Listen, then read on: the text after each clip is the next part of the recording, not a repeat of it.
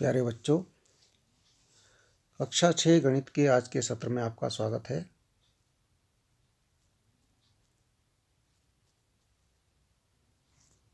आज हम पढ़ रहे हैं पाठ 9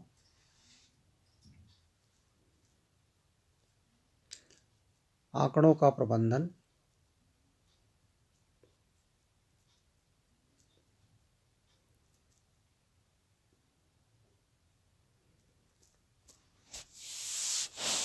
जिसमें प्रश्नावली 9.1 का पहला प्रश्न आज हम करेंगे। पाठ 9 आंकड़ों का प्रबंधन में हम करेंगे आज प्रश्नावली 9.1 का प्रश्न नंबर 1।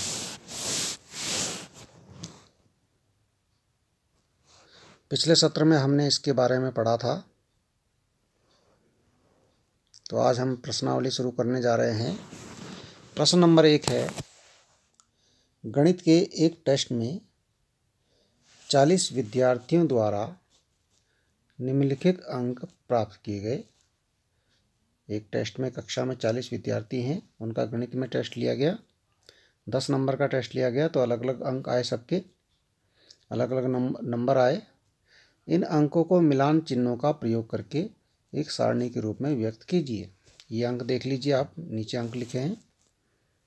इसमें किसी के 8 अंक आए, किसी के 4 अंक आए, किसी के 7, फिर 7 वाला आया, फिर एक के 1 अंक आया, फिर एक का 9 अंक आया, फिर एक का 3 अंक आया 10 में से, फिर एक का 4 अंक आया 10 में से, एक का 10 में से 3 आया, 10 में से 5 आया, 10 में से 8 आया, 10 में से 5 आया, फिर 10 में से 7 आया, 3 आया, 4, 6, 6, 7, 2, 9, 5, 1, 8, 6, 5, 6, 9, 4, 4, 5, 5, 4, 4, 2, 8, 6, 2, 7, 6, 6, इस प्रकार से अंक आए। ये 40 विद्यार्थियों के अंक हैं, अलग अलग गणित के एक टेस्ट में उन्होंने अंक प्राप्त किए। अब हमें करना क्या है, मिलान चिन्हों का प्रयोग करके इनको एक सारणी के रूप में दिखाना है, ताकि हम सारणी को देख करके आसानी से सभी प्रश्नों के उत्तर दे सकें। जैसे प्रश्न है हमारे पास पहला, ज्ञात कीजिए कि कितने विद्यार्थियों ने 7 या उससे अधिक अंक प्राप्त किए। 7 या उससे ज़्यादा अंक प्राप्त किए। अच्छा, और दूसरा, कितने विद्यार्थियों ने 4 से कम अंक प्राप्त किए। ऐसे कितने जिन्होंने 4 से कम अंक प्राप्त किए। ठीक है, ओके। अब इसको देखिए कैसे सॉल्व करेंगे। हमें मिलान चिन्हों का प्रयोग करके एक सारणी बनानी है। ये सारणी हमारे पास है। हमने सारणी कैसे बनानी देखिए। पहले इसमें एक सारणी बनाएंगे जिसमें हमें 3 कॉलम बनाने हैं। पहले कॉलम में ऊपर आ जाएगा गणित में प्राप्तांक, दूसरा आ जाएगा मिलान चिन्ह, तीसरा आ जाएगा विद्यार्थियों की संख्या। ठीक है। अब देखिए, उसमें जो अंक हैं वो 1 से लेकर के 9 तक हैं। वहाँ जो अंक हैं वो 1 से लेकर के 9 तक हैं। ना तो इससे ज़्यादा भी कोई नहीं है और 1 से कम भी कोई नहीं है। 9 से ज़्यादा भी कोई नहीं है। 1 से लेकर के 9 तक अंक हैं यहाँ पर। अब देखिए, 1 अंक वाले कितने हैं, 2 अंक वाले कितने हैं, 1 अंक वाले। अब यहाँ देखना पड़ेगा 1 अंक वाले उसमें कितने हैं, कितने बच्चे ऐसे जिनके 1 अंक प्राप्त किया जिन्होंने। देखिए, एक बच्चा तो ये है 1, ये 2 और कोई नहीं है, 2 ही बच्चे हैं, तो हमने यहाँ लिख दिया 2। ठीक है। अब देखिए 2 अंक वाले कितने हैं, इनके 2 अंक आए हैं। देखिए यहाँ भी नहीं है, यहाँ भी नहीं है। ये एक तो ये हो गया 2 अंक वाला, और देखिए कहाँ पर है 2 अंक वाला, एक ये हो गया और एक ये हो गया। तो 3 बालक ऐसे हैं, 3 विद्यार्थी ऐसे हैं जिनके 2 अंक हैं। देखिए हमने यहाँ 3 लिख दिया। अब 3 अंक कितने विद्यार्थियों के हैं जिनके 3 अंक हैं? देखिए यहाँ पर एक वाला 3 का ये लग गया, एक 3 ये है, एक 3 ये है। इसके बाद आप देखिए कहीं 3 है तो वहाँ पर गोला लगा दिया जाए। उसके बाद हमें नहीं लगता कहीं पर 3 है, तो 3 जगह 3 है, इसलिए इसका मतलब 3 विद्यार्थी ऐसे हैं जिनके 3 अंक हैं। ये हमने 3 के सामने 3 लिख दिया। अब 4 देखिए, 4 कितने विद्यार्थियों के हैं? 4 अंक हैं। देखिए 1 2 3 4 5 6 7, यानी 7 विद्यार्थी ऐसे हैं जिनके 4 अंक हैं। देखिए 7 विद्यार्थी ऐसे हैं, 4 के सामने हमने 7 लिख दिया। अब कितने विद्यार्थी हैं जिनके 5 अंक हैं? यहाँ चेक करेंगे अब, जिनके 5 अंक हैं। देखिए 1 2 3 4 5 6, हमें लग रहा है 6 विद्यार्थी ऐसे हैं जिनके 5 अंक हैं। तो यहाँ देखिए 6 हैं। कितने विद्यार्थी ऐसे हैं जिनके 6 अंक हैं? अब यहाँ सारणी में देखिए कितने विद्यार्थी ऐसे हैं जिनके 6 अंक हैं। 1 2 3 4 5 6 7, 7 विद्यार्थी ऐसे हैं जिनके 6 अंक हैं। 7 विद्यार्थी देखिए, ठीक है ना। ऐसे हम 7 के लिए करेंगे, 7 के लिए 5 विद्यार्थी होंगे। ऐसे हम 8 के लिए करेंगे, 8 के लिए चेक करेंगे, वहाँ 4 विद्यार्थी होंगे। ऐसे 9 के लिए करेंगे, वहाँ पर 3 विद्यार्थी हैं। ठीक है, ये सारणी को हमने भर लिया। अब बीच में मिलान चिन्ह भरना है। देखिए 1 अंक वाले कितने हैं? 2 बच्चे हैं, दो ही छात्र हैं, तो यहाँ 2 डंडी लगा दी। 2 अंक वाले 3 हैं, तो यहाँ 3 डंडी लगा दी। 3 अंक वाले भी 3 हैं, यहाँ भी 3 डंडी लगा दी। अच्छा, 4 अंक वाले 7 हैं, देखिए यहाँ 7 डंडी कैसे लगी है। एक ये 5 है, इसको पंजा बोलते हैं, और 5 और 2 7। ऐसी 5 अंक वाले 6 हैं, तो 6 के लिए क्या करेंगे? 1 2 3 4, और ये 5 का पंजा लग गया 5, और एक 6। ये 5 के लिए हम कैसे करते हैं? 1 2 3 4, और ऐसा बनाते हैं। ठीक है, ऐसा बनाते हैं 5 के लिए। यहाँ पर हमने ऐसा बनाना है, और 5 के साथ एक और लगेगा, तब हो जाएंगे 6। अब देखिए इसके बाद 6 अंक वाले हैं 7, तो 7 के लिए क्या करेंगे? 5 ऐसा पंजा बनाएंगे, 1 2 3 4 5, ये बन गया पंजा, और 5 हो गए, और 2 और 5 और 2 7। ऐसे अगला देखिए 7 अंक वाले 5 हैं, तो 1 2 3 4 5 बन गया, 5 ऐसा बनाना है। अच्छा, 8 अंक वाले 4 हैं, तो 4 डंडी लगेंगी, 1 2 3 4।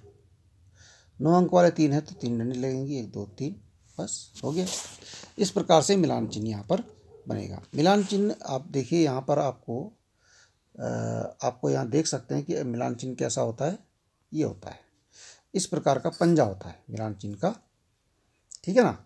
4 तक तो 4 डंडी लगेंगी, 5वां डंडा जो लगेगा वो तिरछा लगेगा। 1 2 3 4, 5वां डंडा ऐसा, ये इस प्रकार से आप बनाएंगे। ठीक है ना। मतलब यदि 5 से ज़्यादा हैं तो एक पंजा लगेगा, 6 है तो एक डंडी और लग जाएगी, 6 हो जाएंगे। 7 है तो एक डंडी और लग जाएगी, 7 हो जाएंगी। 8 है तो एक डंडी और लग जाएगी, 5 और 3 8 हो जाएंगी, इस प्रकार से। ठीक है, इसको आप कर लेंगे। अब यहाँ देखिए, अब इसमें जो प्रश्न पूछे, इस सारणी से देख करके आप बता सकते हैं कि 7 या अधिक अंक वाले प्राप्त करने वाले विद्यार्थियों की संख्या कितनी है। देखिए 7 अंक, ये है 7 अंक। 7 अंक प्राप्त करने वाले 5 हैं। 7 से अधिक 8 है, ऐसे 4 हैं।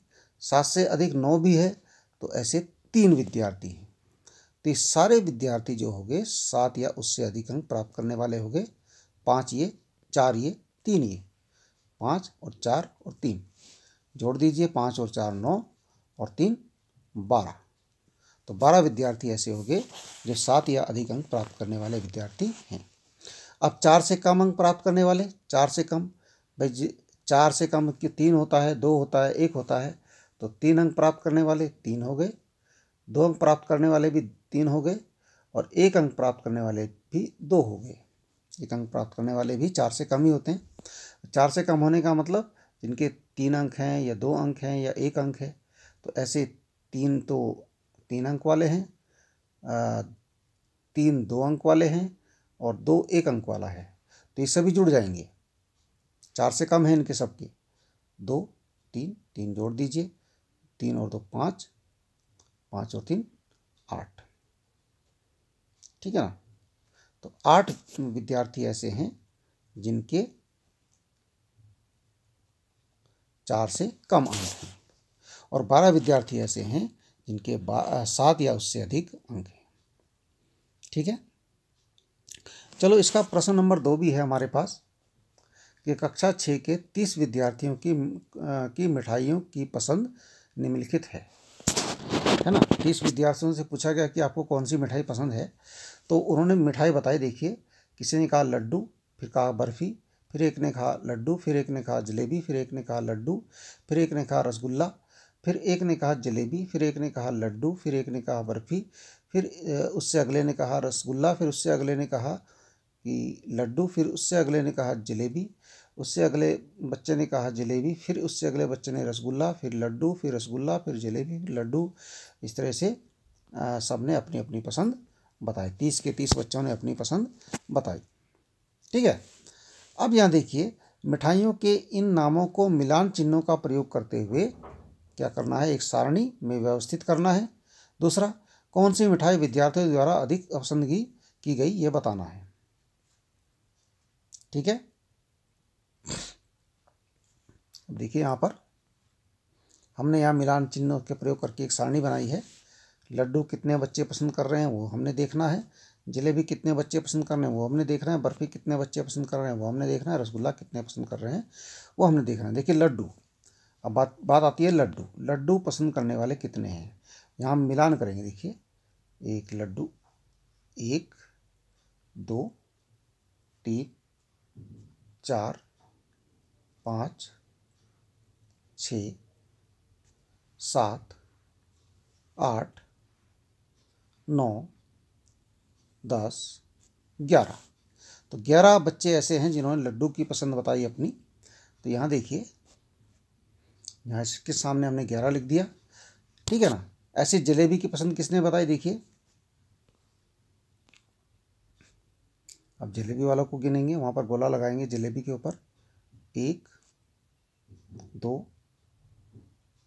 3 4 5 6 7।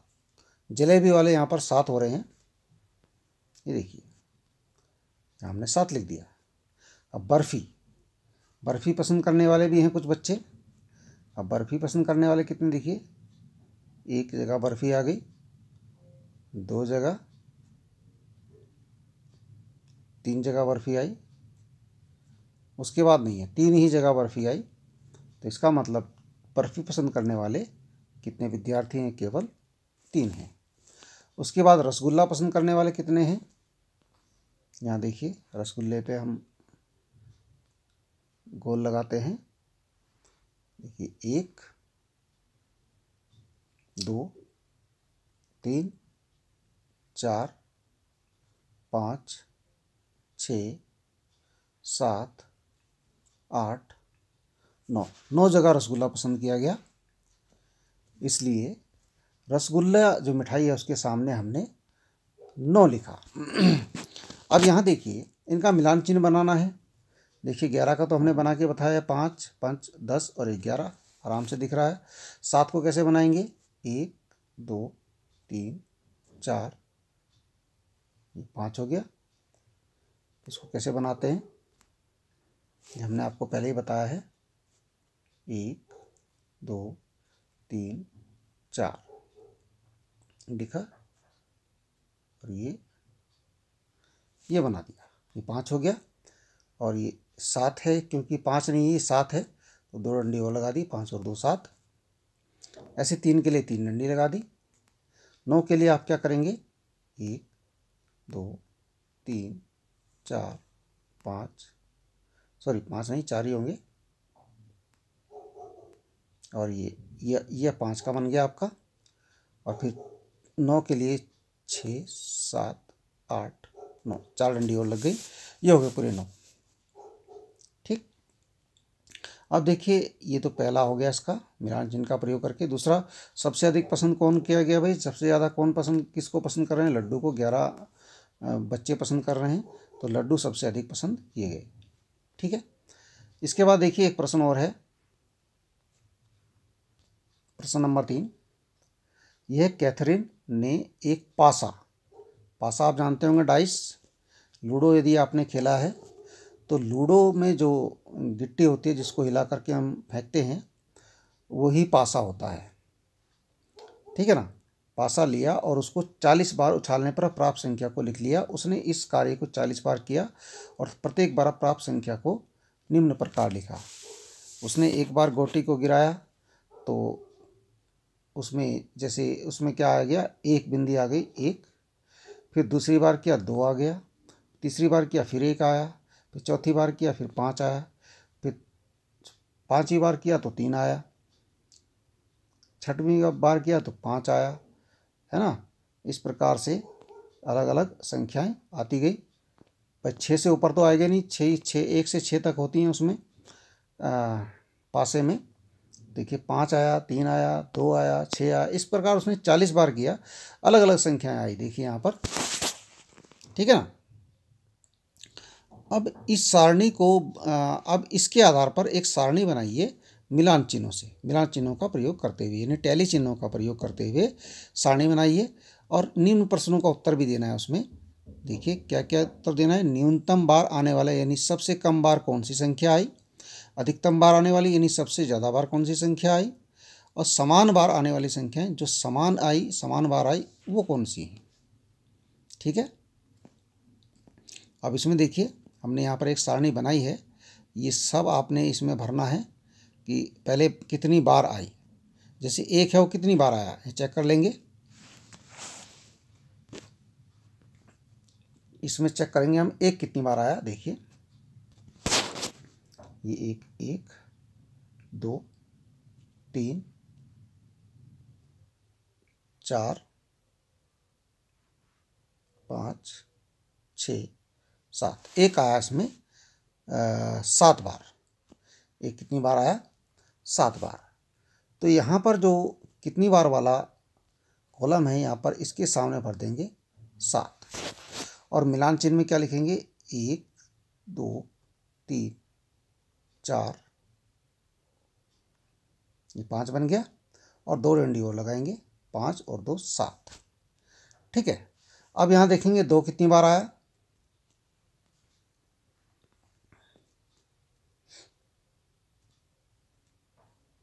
दो कितनी बार आया, 2 देखेंगे यहाँ पर, 1 2 3 4 5 6,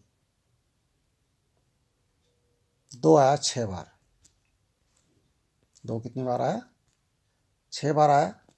तो यहाँ इसके सामने हम लिख देंगे 6। ठीक है ना, और 6 के लिए यहाँ मिलान चिन्ह बनाएंगे कैसे, 1 2 3 4 5, ये 5 बन गया और 1 6। ठीक है, बस ये मिलान चिन्ह आप बिल्कुल सही से लगाना, 5 वाला, 1 2 3 4 5 और ये 1 6। ठीक है ना। इसके लिए अब इसके बाद 3 देखेंगे कितनी बार आया, वो भी यहाँ लिखेंगे, मिलान चिन्ह बनाएंगे। 4 देखेंगे कितनी बार आया, वो भी यहाँ मिलान चिन्ह संख्या लिखेंगे कितनी बार आया, उसके बाद यहाँ मिलान चिन्ह बनाएंगे। ऐसे ही 5 देखेंगे कितनी बार आया, उसके लिए भी ऐसे ही करेंगे। 6 देखेंगे कितनी बार आया, उसके लिए भी ऐसे ही करेंगे। और अब इसके बाद यहाँ पर इसका आंसर देखना है ऐसे बनाने के बाद कि न्यूनतम बार यानी सबसे कम बार कौन सी संख्या आई, सबसे अधिक बार अधिकतम बार यानी सबसे अधिक बार कौन सी संख्या आई, और समान बार आने वाली कौन सी संख्या ऐसी है जो समान बार आई। कोई संख्या ऐसी भी होंगी जो उतनी बार, जो दो संख्याएं ऐसी होंगी जो समान बार आई होंगी, एक ही जैसे आई होंगी, ठीक है ना।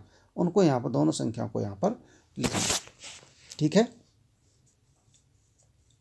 तो ठीक है, आप इस प्रश्न को पूरा कीजिए और आज का आपका काम कंप्लीट हो गया है। Okay and thank you.